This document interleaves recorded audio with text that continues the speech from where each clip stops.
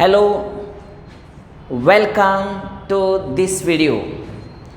Our topic is here pair of straight line, and let us discuss examples based on general equation or homogeneous equation, joint equation of the two lines, angle between the two lines. These are important points in our pair of straight line.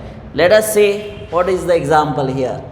Find values of P and Q if the equation this px square minus 8xy plus 3y square plus 14x plus 2y plus q equal to 0 represents a pair of perpendicular line. What is given? Perpendicular line. Okay, we know that in this topic, suppose this is x-axis, this is y-axis. See here, this is x-axis and this is y-axis, and if two lines are intersecting like this, this is line U, this is line V, and these two lines are intersect each other at this point. Suppose this is point P, or this is point, suppose any point, suppose S, but this point is not the origin of this x-axis and the y-axis. So combined equation of these two lines is of the form ax square plus 2hxy plus by square plus 2zx plus 2fy plus c equal to 0. Now this equation is given in that form, so try to compare this equation with our general form. So our answer will be like this: comparing given equation with which equation? With ax square plus 2hxy plus by square plus 2zx plus 2fy plus c equal to 0. We get what? Try to compare this. A means what here? P. We get A equal to P. Okay. Twice H. What is twice H? Is the minus 8. Means H equal to minus 4. Yes. B equal to what? B means here 3. After that, twice Z. Twice Z means 14. Means G equal to what? 7. Okay. Twice F. What is twice F? Is 2. Means F equal to what? 1. And Q equal to, that is the C equal to Q. C equal to Q. These are the values of what? A, H, B, G, F and C. But it is given that given equation represent pair of perpendicular lines. But the given equation represents a pair of perpendicular lines.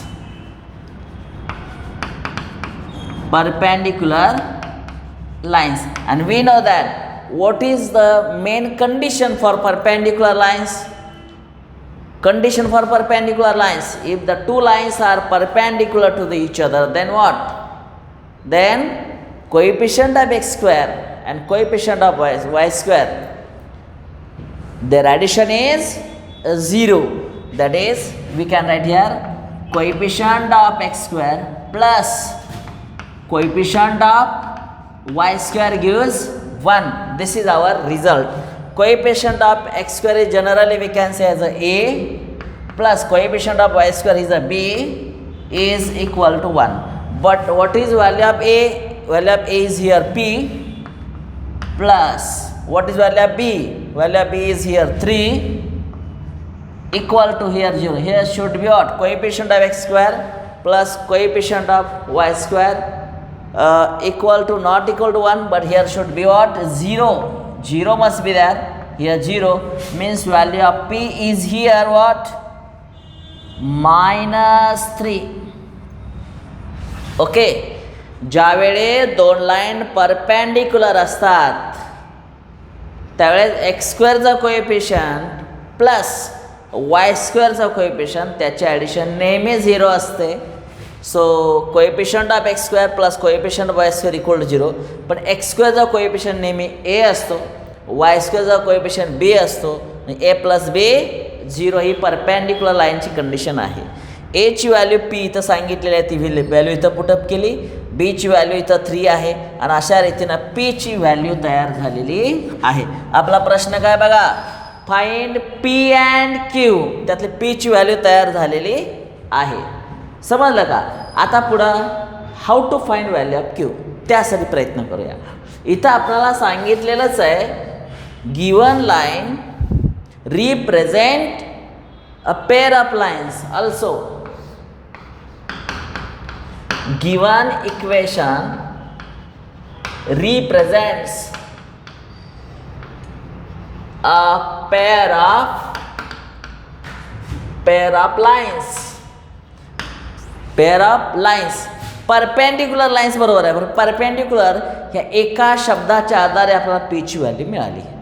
and the given equation represent pair of lines, therefore value of d equal to what? 0. डिटर्मिनंटची value 0. कोणता determinant? ती value इथं पाहिजे. AHG HBF आणि काय GFC equal to 0. हे मागच्या काही व्हिडिओजमध्ये तुम्हाला सांगितलं आहे. जर दिलेलं इक्वेशन या स्वरूपातलं इक्वेशन जर pair of straight line represent करत असेल तर या डिटर्मिनंटची व्हॅल्यू नेहमी कशी असते? 0 असते. आता प्रत्यक्ष व्हॅल्यू पुटअप करूया. एची व्हॅल्यू किती आहे बघा बरं, इथं काढले तुम्ही. ए म्हणजे पी आणि पी म्हणजे किती? -3. इथं म्हणूया therefore A equal to P equal to -3 आणि ही एची व्हॅल्यू इथं लागणार आहे -3. एचची व्हॅल्यू इथं किती आहे? -4. जीची व्हॅल्यू बघा बरं 7. अजून इथं -4. बीची व्हॅल्यू 3. एफची व्हॅल्यू 1. इथं जीची व्हॅल्यू 7 1 आणि इथं क्यू इक्वल टू 0. आता इथंपर्यंत आपण आलेलं आहे आणि हे बघा बरं काय आहे? सिम्पल डिटर्मिनंट आहे. आणि डिटर्मिनंटचं आणि तो डिटर्मिनंट 3/3चा आहे. डिटर्मिनंटचं एक्सपान्शन तुम्हाला करता येतं, चांगले रूल माहीत आहेत. आणि हे सॉल्व करून तुम्हाला क्यूचं आन्सर काढता येणार आहे. येस, बरोबर. काय करावं लागेल बघा बरं, इथं -3चा विचार करायला पाहिजे. -3 इंटू ही उभी लाईन धरू नका, ही आडवी लाईन धरू नका. Don't consider vertical line as well as horizontal line. Take remaining number 3 1 1 q. After that change the position, take a new position as this -4, but this second position must be taken as a negative according to our rule.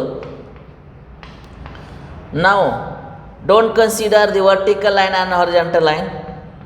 -4 1 7 q +7 into हेच technique इथं वापरा. ही जागा बदलून इथं या, ही line आणि ही line धरू नका.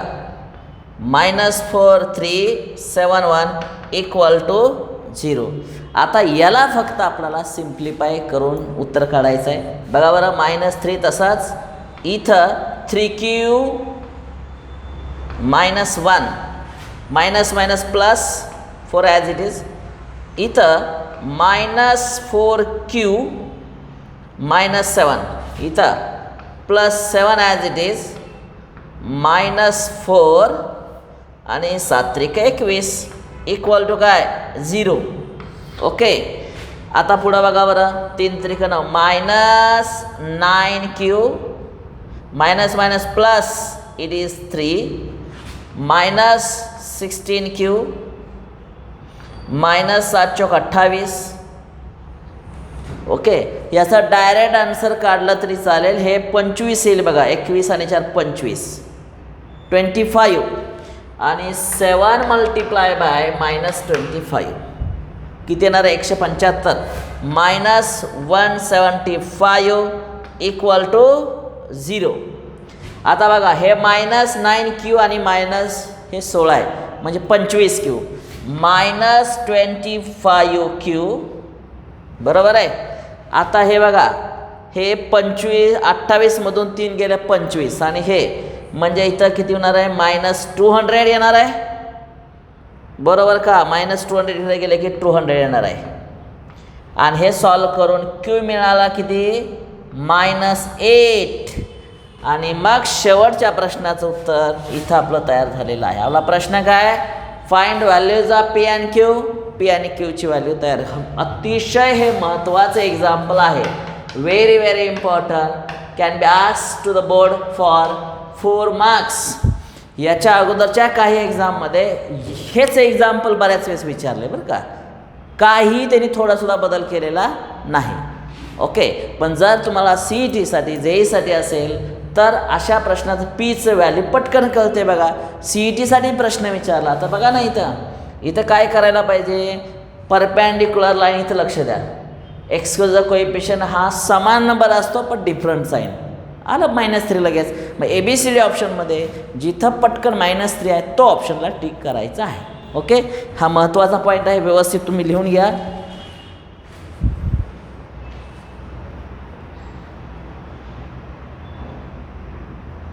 आणि अशा रीतीनं तुम्ही या प्रश्नाचं उत्तर शोधलेलं आहे. इथं तुम्ही उत्तर म्हणू शकता 10 P equal to here -3 and Q equal to -8. Okay. हे व्यवस्थित लिहून घ्या. तुम्ही हा प्रश्न लिहिलेला असेल त्यासाठी इथं मी आता इथं दुसरा प्रश्न लिहिणार आहे.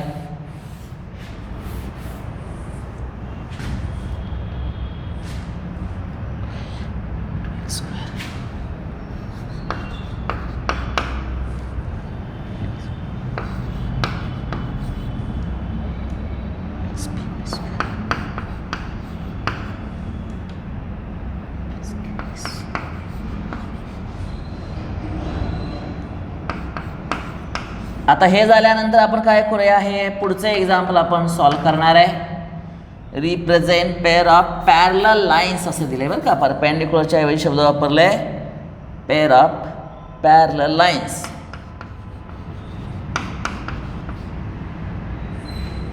ओके.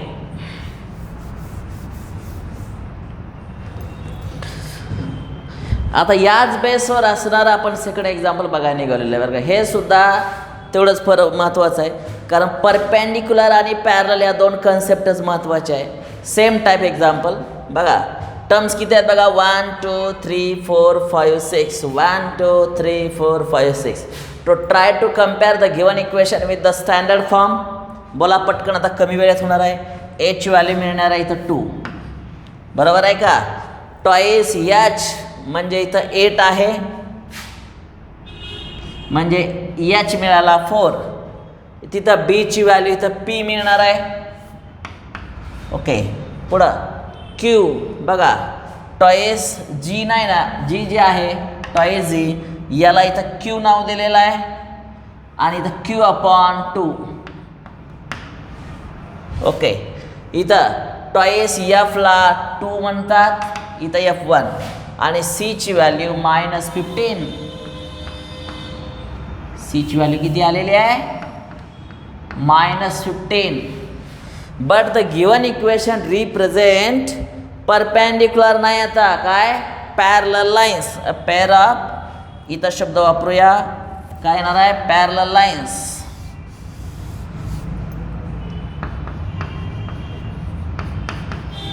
आणि पॅरलल लाईनची कंडिशन काय असते हे नाही कंडिशन फॉर पॅरलल लाईन्स आठवत आहे का h² इक्वल टू AB.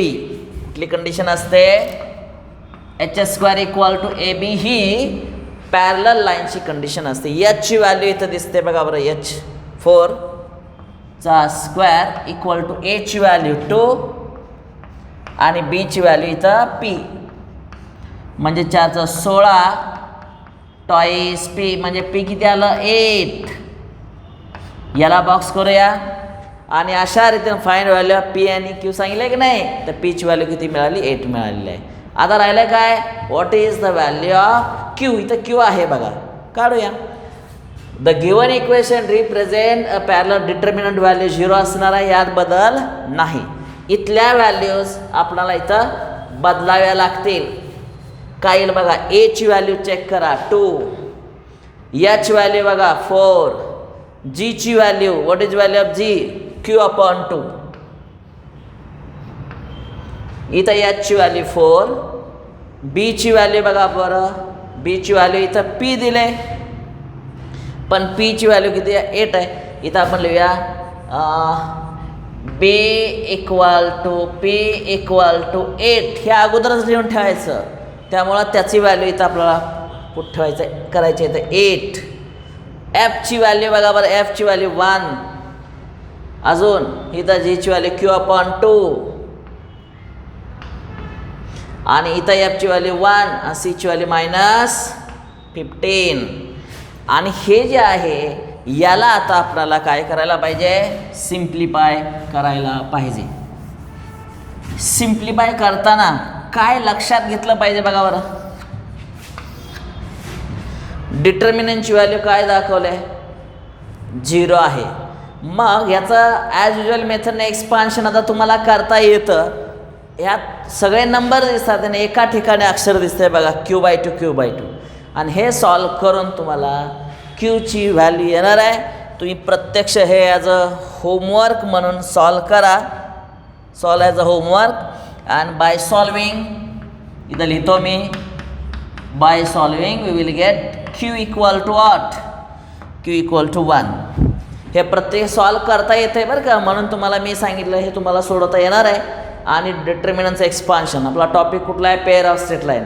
आणि डिटर्मिनंटमध्ये डिटेल्स तुम्हाला माहिती आहे, त्यामुळे मी डायरेक्ट उत्तर लिहिलं आहे, by solving will get Q = 1. आणि दस P = 8 आणि काय Q = 1. This is the our required answer of what P and Q. P आणि Q काढायला सांगितलेलं आहे आणि P आणि Qच्या व्हॅल्यू आपण इथं तयार केलेल्या आहेत. ओके, तुम्हाला हे सॉल्व करता येणार आहे, त्यामुळे मी इथं शॉर्टकट मेथड इथं मी वापरलेली आहे.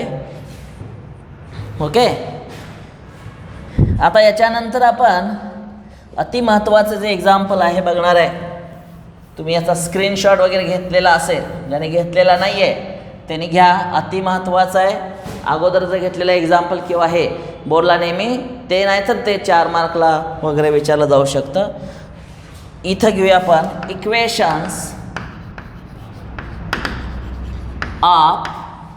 Equation of pairs of opposite sides of a parallelogram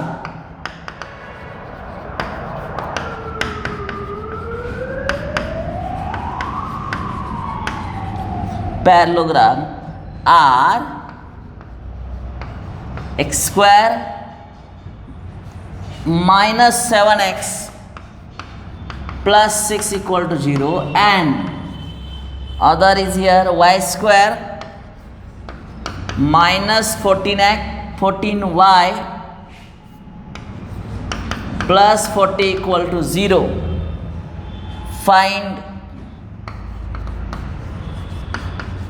Find the joint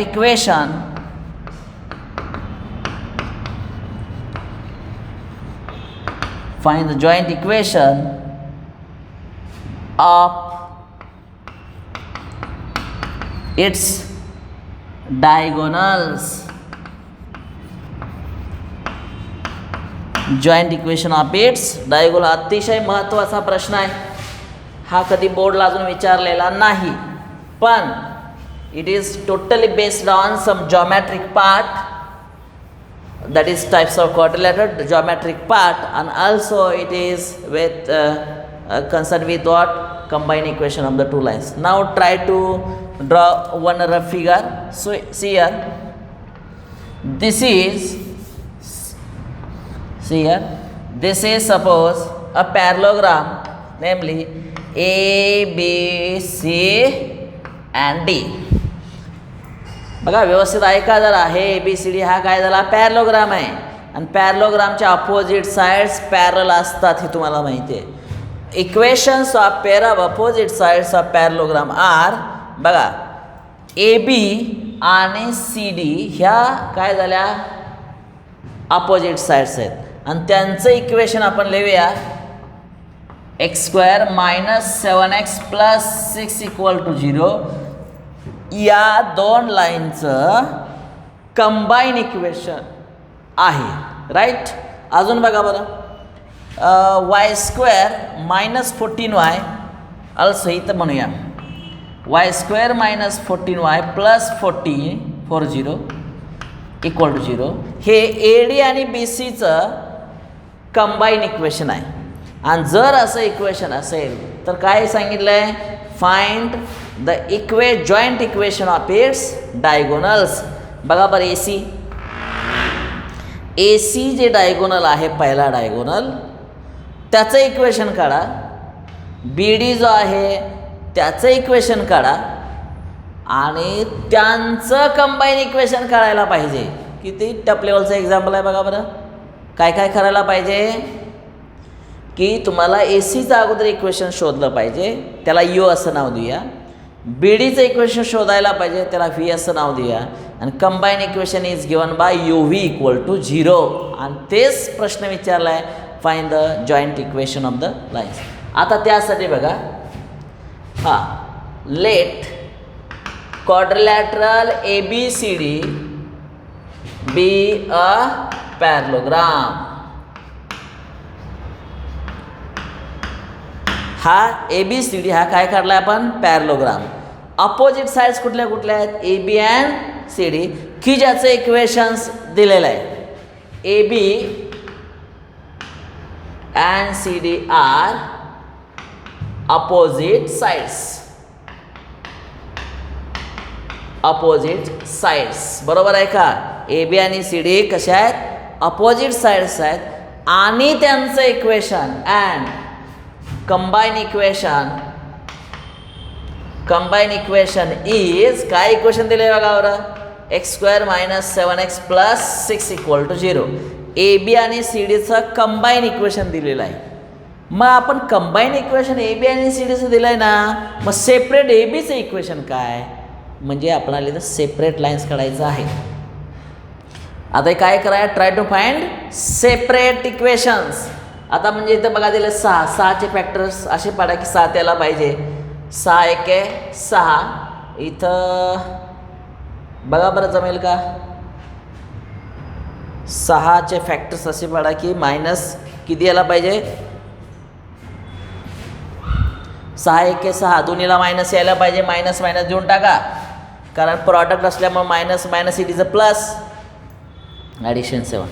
आणि अशा रीतीनं x - 6 is the first factor. दुसरा x - 1 = 0 आणि इथं लाईन्स तयार झाल्या you V = 0.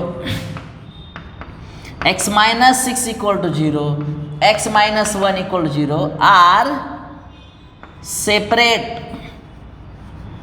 Equations of lines A B आणि काय अँड सी डी रिस्पेक्टिवली.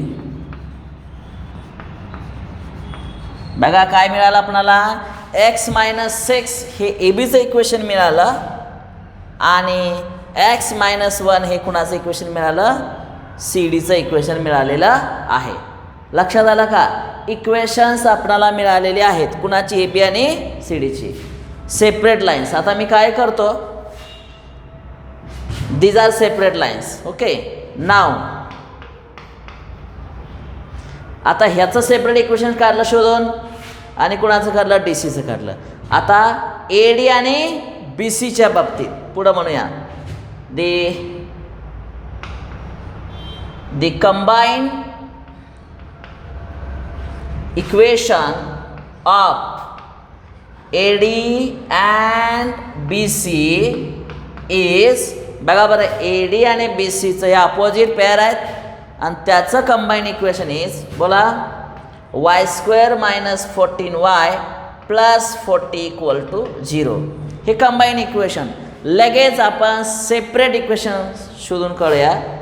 इथं 40 आहे, त्याचे फॅक्टर्स 10 चौक 40, दोघांनाही मायनस. सो y मायनस 10 पहिल्या ब्रॅकेटमध्ये, y मायनस 4 दुसऱ्या ब्रॅकेटमध्ये, y minus 10 equal to 0, y minus 4 equal to 0 are separate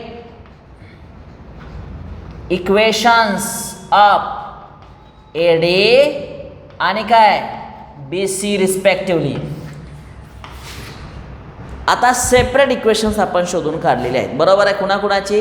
सगळ्या चारही बाजूची सेपरेट इक्वेशन शोधून काढलेली आहेत. आता प्रत्यक्ष आपण डायग्रॅम काढूया. बघा बरं, प्रत्यक्ष डायग्रॅम काय असेल? इथं एक्स ॲक्सिस म्हणतो, इथं आपण वाय ॲक्सिस म्हणूया. बघा, एक्स ॲक्सिस आणि वाय ॲक्सिस. इथं काय झालं? एक्स इक्वेशन्स बघा, हे इकडे गेलं की 1 आलं बरं का. त्यामुळं आपणाला इथं स्केल जे आहे ना 2 4 6 8, इथं 2 4 6 8 आणि इथं 10, हा वाय ॲक्सिसवरचे आहे बरं का. पहिलं बघा, एक्स इक्वल टू किती आहे? 1. म्हणजे बघा इथून लाईन पास होईल.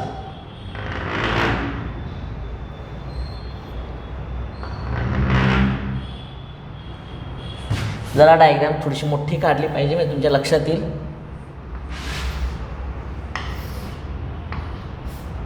इथं 2 2 4 6 बास झाली एवढी. इथं 2 4 6 8 आणि इथं 10, हा वाय ॲक्सिस, हा एक्स ॲक्सिस. आता पॉईंट कुठले कुठले आहेत बघा. एक्स इक्वल टू काय? 1. हे एका लाईनचं इक्वेशन आहे. एक्स इक्वल टू 1 कुठं? इथं असेल बघा बरं. मी लाईन अशी काढतो बघा.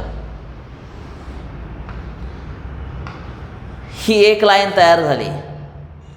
एक्स इक्वल टू 6 बघा, ही दुसरी लाईन तयार झाली. This is equation of what? X equal to 6 बघा, एक्स इक्वल टू 6. याचं इक्वेशन हे एक्स इक्वल टू 6 झालं. हे इक्वेशन कडे एक्स इक्वल टू 1, कारण 1 मधून ही लाईन पास झालेली आहे. दुसऱ्या लाईनचं इक्वेशन बघा बरं इकडं. वाय हे 10 इकडं पाठवा, वाय इक्वल टू 10 बघा, ती लाईन अशी जाईल.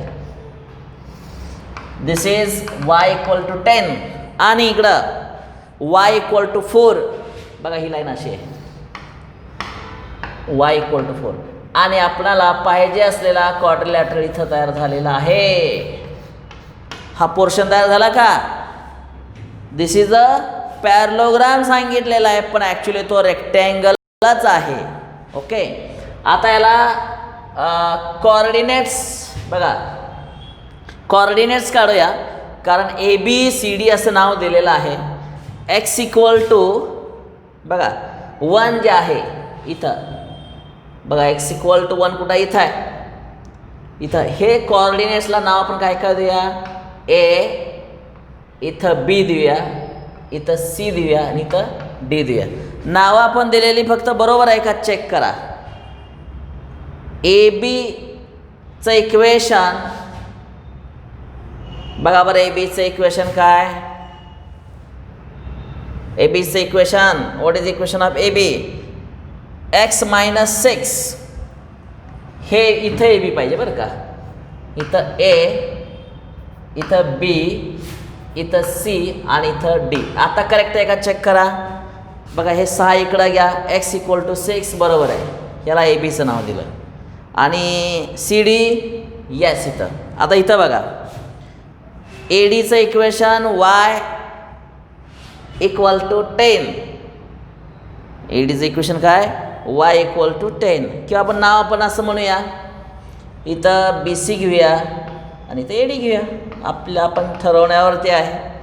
त्यामुळं BCचं इक्वेशन इथं y इक्वल टू 10 झालं आणि हे इथलं ADचं इक्वेशन तयार झालं. ग्राफ मात्र व्यवस्थित काढा बरं का, आत्ता सांगितलं डायग्राम. आता काय करूया? कॉर्डिनेट्स लिहूया. इथलं Aचे कॉर्डिनेट्स काय असतील खाली बघा बरं. इथं कोण 6 आणि इकडं कोण आहे, इकडं 4.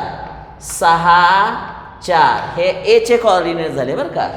या बी चे कॉर्डिनेट्स बघा बरं. खाली बघा कोण आहे, 6च आहे आणि इकडं कोण आहे, 10. 6 10. सी चे कॉर्डिनेट्स खाली बघा 1, इकडं 10. डी चे कॉर्डिनेट्स खाली बघा 1 आणि इकडं 4. इथं म्हणूया the coordinates of vertices, coordinates of vertices of quadrilateral ABCD are coordinates of vertices of quadrilateral ABCD are A चे coordinates बघा डायग्राम मध्ये 6 4. ओके, हे ए चे coordinates झाले. बी चे 6 10, सी चे 1 10 आणि डी चे 1 आणि 4. सगळे कॉर्डिनेट शोधून काढलेले बघा. एका एक्झाम्पलला किती असा एवढा मोठा भरपूर वेळ लागतो. आपला प्रश्न काय, find the joint equation of diagonal. त्याला डायगोनल कुठला आहे माहिती आहे ना, ए सी. बघा ए सी इज द डायगोनल. बघा ए सी इज द डायगोनल आणि ए सी इज द डायगोनल बरोबर आहे. पण ए चे कॉर्डिनेट दिसत आहेत, सी चे कॉर्डिनेट दिसत आहेत आणि असले एक्झाम्पल 10वीला होते. 2 पॉईंटमधून एक लाईन पास होत असेल तर what is the combine equation. Okay, A C and B D are diagonals. A C and B D are diagonals. मग इक्वेशन ऑफ ए सी काढलं पाहिजे. इथं म्हणूया इक्वेशन ऑफ ए सी, ते इथं काढावं लागेल. आणि इथं equation of B D.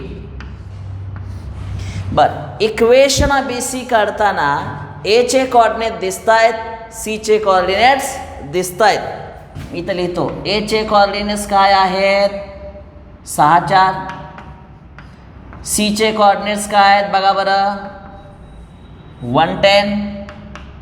Yes, आणि 2 पॉईंट फॉर्मच्या आधारे इक्वेशन काढता येईल. आता बी डीच्या बाबतीत बी चे कॉर्डिनेट्स बघा बरं काय डायग्राममध्ये दिसत आहेत 6 10.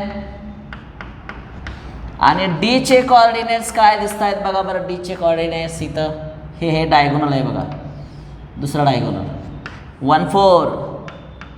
आता इथं लिहायला जागा जरा अपुरी आहे, त्यामुळं जे बी तुम्हाला बोर्डवरती दिसतंय ते व्यवस्थित लिहून घेण्याचा प्रयत्न करा.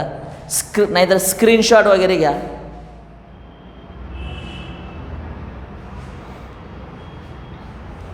तुमचा स्क्रीनशॉट वगैरे तुम्ही घेतलेला असेल.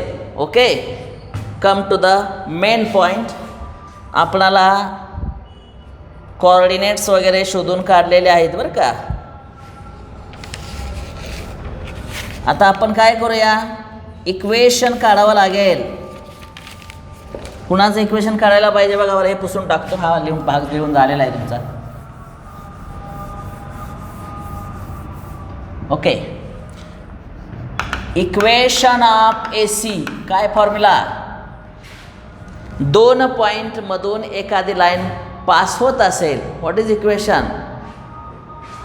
y मायनस y1 अपॉन बघा, किंवा असं म्हणूया x minus x1 upon x1 minus x2 equal to y minus y1 upon y1 minus y2.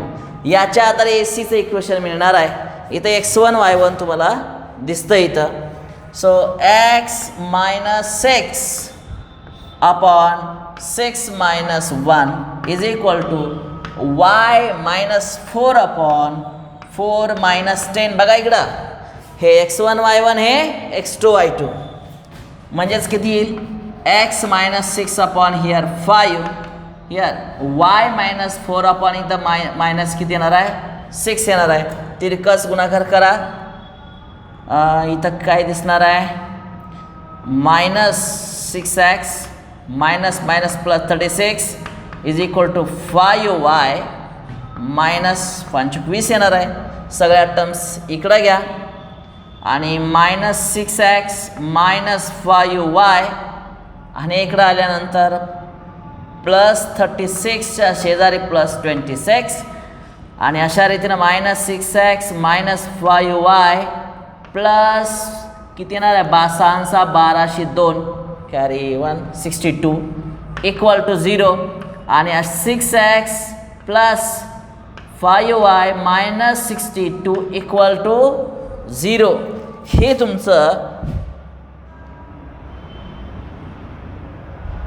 हे तुमचं काय येणार आहे जॉईंट इक्वेशन तुमचं मिळणार आहे. पुन्हा एकदा इक्वेशन कशाचं काढलं आहे तुम्ही एसीचं इक्वेशन तुम्ही काढलेलं आहे. एका डायगोनलचं एसीचं तुम्ही इक्वेशन काढलेलं आहे, एका डायगोनलचं इक्वेशन काढलेलं आहे. असंच तुम्ही दुसऱ्या डायगोनलचं इक्वेशन तुम्ही काढा. ॲक्च्युली इथं काय थोडासा एक फॉल्ट असू शकतो, इथं क्वेश्चन मार्क देतो चेक दिस, कारण हा जो पार्ट आहे ना इथून हा जो पार्ट स्कूल लेवलचा पार्ट आहे तुमचा अगोदर झालेला आहे. मी काय सांगितलं आपल्या टेक्निकच्या आधारे एक्स चे कोऑर्डिनेट शोधले आपण इथले ही डायग्राम महत्त्वाची आहे. एसीचं इक्वेशन कसं करायचं 2 पॉईंट फॉर्मच्या आधारे पण मी सांगितलेलं आहे. याच पद्धतीनं बीडी आहे ना बेडे ती लाईनसुद्धा बीमधून जात होते डीमधून जाते 2 पॉईंट फॉर्मच्या आधारे त्याचंसुद्धा इक्वेशन असं शोधा. याला यू नाव द्या, दुसऱ्याला फी नाव द्या आणि combine equation is given by U V equal to 0 असं येणार आहे.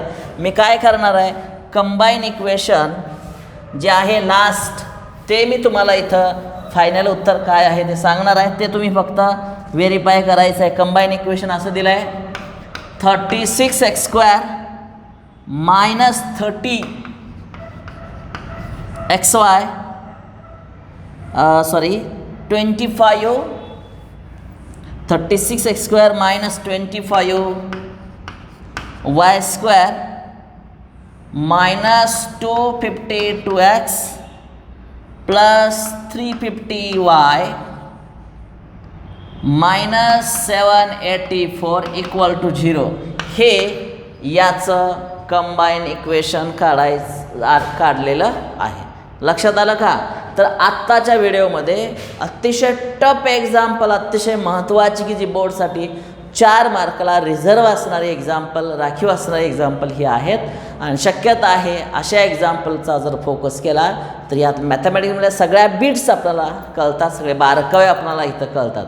आणि कुठले फॉर्म्युले वापरतात, जॉमेट्री वापरावी लागते, पॅरलोग्राम आता कन्सेप्ट आलं, नंतर ग्राफिकल पार्ट आला, कोऑर्डिनेट्स कसे काढायचे ते कळालं, how to find equation of line passing through the 2 different point हे सुद्धा आपल्या लक्षात आलं. हे सगळं आल्यानंतर एकदा काय इक्वेशन आपण ए बीचं शोधून काढलं, ओके, ह्या पहिल्या डायगोनलचं इक्वेशन शोधून काढलं, दुसऱ्या डायगोनलचं इक्वेशन काढलं, पहिल्या डायगोनलच्या इक्वेशनला यू असं नाव द्या, दुसऱ्या डायगोनलच्या इक्वेशनला व्ही असं नाव द्या आणि मग त्याचं combine equation U V equal to 0 सोडवायचं आणि शेवटचं उत्तर हे येणार आहे. लक्षात आलं? तर इथं आपण थांबतोय.